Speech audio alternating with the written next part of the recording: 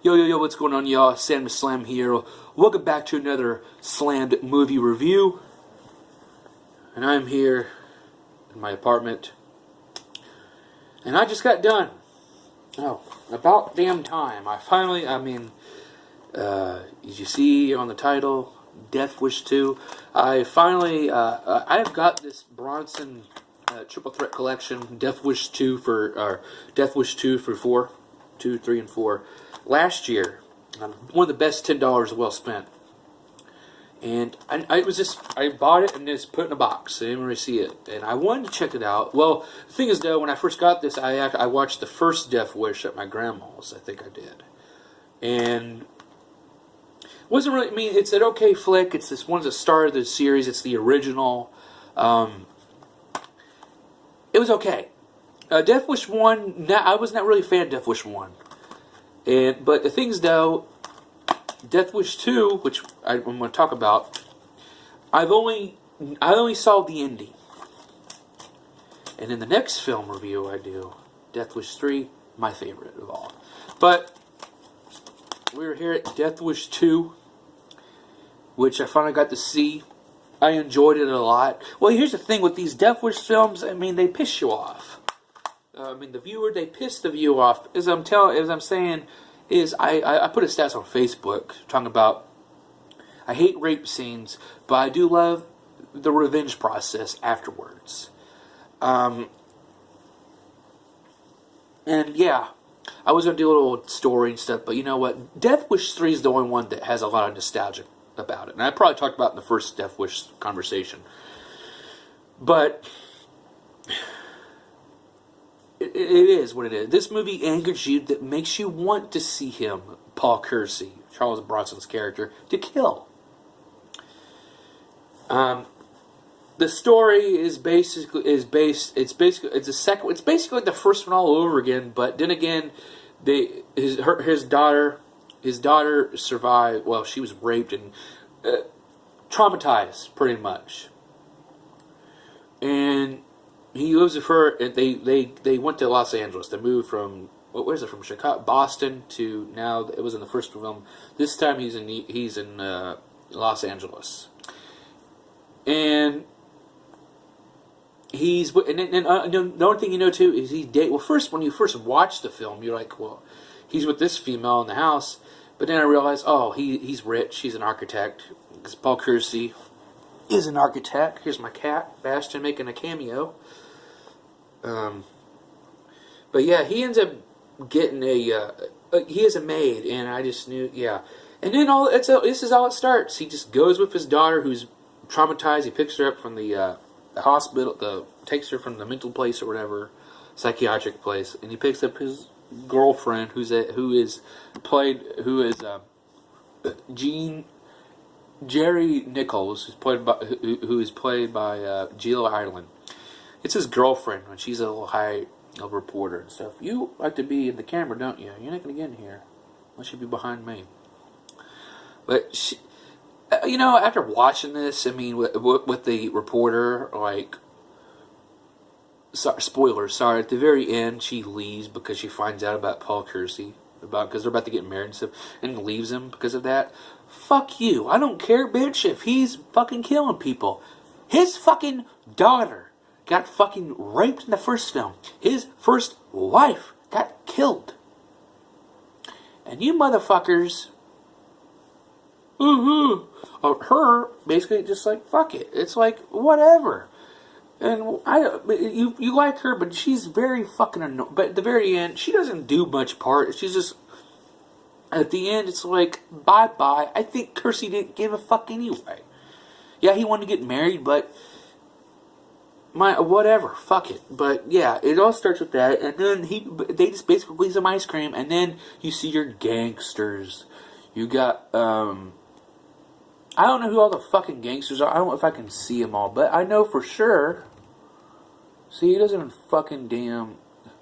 Yeah, the gang is, they're at a fairground. He was looking for some ice cream, and then Nirvana, Punk Cut, Stomper, Cutter, and Jiver split up. And they got his wallet. And then I'm like, after that, it's like, aha, this is what's going to happen. They're going to go find his address and then rob or rape or whatever. And that's what they fucking did. And the maid's there, and it's like, here we go. And there's bush pussy, there's tits. I mean, it's just, I don't like rape scenes. I don't like fucking rape scenes. I know I have a contingent hate towards disloyal bitches and whatnot. I would like to fucking beat the shit out of them if what they've done wrong. But the thing is, I don't call for rape. I call for an ass kicking, beating the bitch's ass. I mean, it might be wrong still the same way, but rape is not one of those things. I want a woman to moan my name for enjoyment and pleasure, not screaming at me, no, and all that shit. Never had. And people looked at me like this weird way. Like I know, I always thought people women looked at me like a rapist or something, or just said, oh, there's that ugly, ooh, he might be a rapist or something. I've never been one of those guys. But when I see these scenes, like this scene right here, I get teary up, or I get teary eyed, pissed off. But it just makes you want, like, oh, I can't wait for Charlie. It just sucks to it. And the daughter, I mean, spoilers here to say, the daughter, she gets fucking raped too, again, because she knows all too fucking well. Honestly, the maid rape in this film was worse than the damn daughter. Well, then again, the daughter, well, the thing is, after that, the son, he comes home, and then he gets fucking crowbarred, unconscious and shit, and they take his daughter, she's not there. Hell, and they fucking rape, the fucking muggers, Lawrence Fishburne's on one of them, and he's Cutter, he's the guy with the fucking weird fucking punk glasses or something the fuck it is, I don't know he's trying to be like fucking what's-his-face from Star Trek, the Weed and Rainbow, Lamar or whatever the hell his name is, but I can't stand these fuckers, and it's like, how the fuck do these people fucking live? I never understand. I'll wake up and, I'm gonna fucking beat the fuck out of somebody or rape somebody or mugs, it's just... But my God, like, when she's raped, it just happens, and then her tits and shit, and then she runs and leaves, and she jumps out of a fucking window, only to impale herself. And it's like, that was out of nowhere. The fucking her being impaled, it's like, it's so sad. And when Paul Kersey finds out, that's when he goes back to his ways. And I tell you what, the fucking score of this film is amazing. Jimmy Page of Led Zeppelin. He did the first one, I think, the second one, and he did the third one. For this, so the next one did the score too. But I love the music in this film. The music is just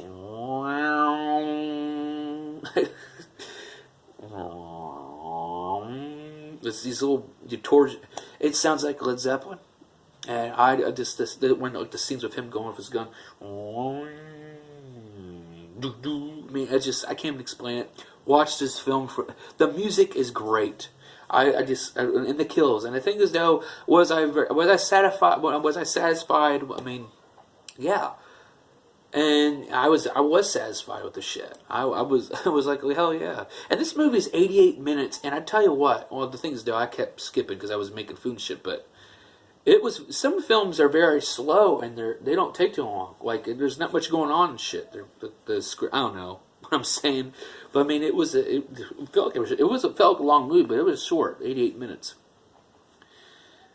But the kills were, I mean, the cutter. I mean, I wanted all of them to pay.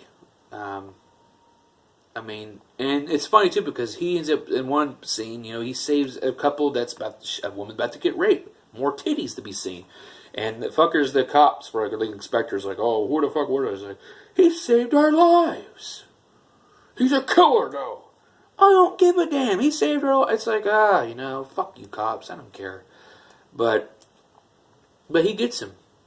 And it's funny, what the hell's his name? Detective Frank Ochoa, played by Vincent Gardenia, he was in the first one. He was one that kept falling in Charles Bronson's every move, but Charles Bronson was always so fast until the very end, telling him to leave. But this, he comes in, and I didn't, and he gets fucking shot because he follows Kersey to where some of these muggers are, and then the muggers fucking shoot fucking him, and it's like, wow, and even Kersey's like, you did this for me, you, and there's all these little plots here and shit, and like fucking like, and then the very last thing is he's such a sneaky bastard. He's like Hitman before Hitman was even thought of. Fuck Hitman. That was Paul Kersey. Paul Kersey. Who else is another vigilante that? Paul Kersey and the Punisher need to have some dinner and go kill some motherfuckers. That would be the shit. But at the end, he's a doctor and he goes after the fucking. I mean, that's the ending. What I've seen before on TV or throughout. I always saw it throughout the film, but yeah, Death Wish 2. It's a great series. I mean, I'm glad I got it. Definitely recommend it. The fucking critics don't give a shit about this film. They hate on it. All about like, let's say like where's it at?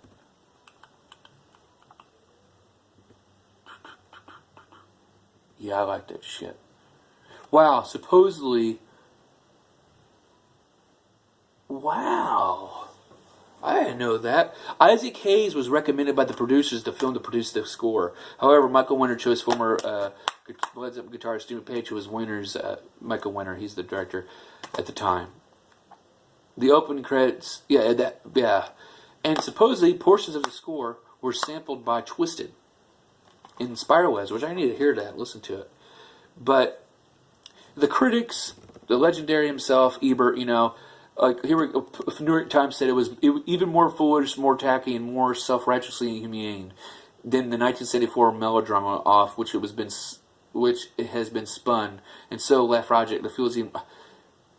He particularly criticized the way the film effectively repeats the plot of the original.